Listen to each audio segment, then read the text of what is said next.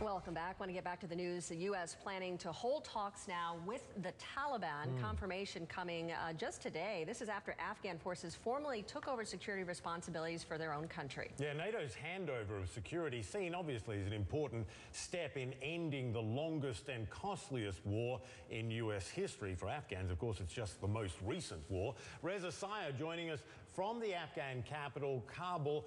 Reza, these talks with the Taliban, something many Americans might find a bit surprising. You know, there've been unofficial contacts before. What does this say about what the U.S. position is, and the Taliban for that matter?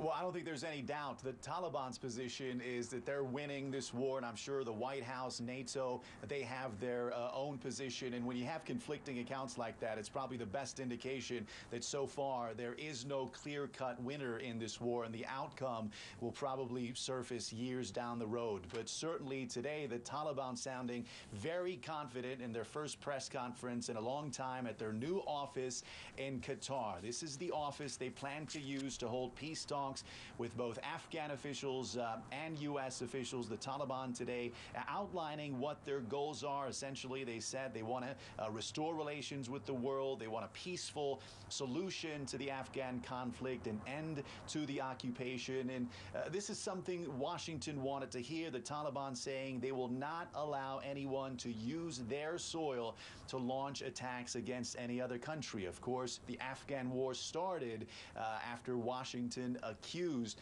al-Qaeda of using Afghanistan to launch the 9/11 attacks. Very quickly, Afghan officials and U.S. officials both say they recognize this office in the coming days.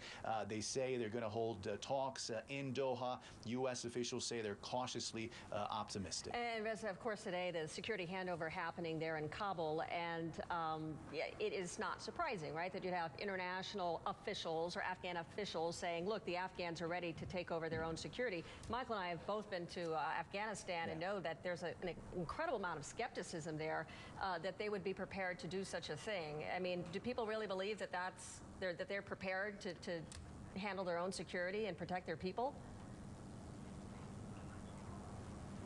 Suzanne, when you talk to Afghan officials and coalition officials, they say this is an army that has improved, especially the special forces. They've become, some of them, a very effective fighting machine. However, those same officials say this army has a long way to go, that they're poorly trained, and it's going to be a long time before they can effectively defend their country. But ready or not, after today's ceremony, when they officially handed over the lead security role, they are in the driver's seat right now, and they will defend their country. They will have U.S. and NATO troops as backup for the 18 months to come, but they're in the driver's seat now.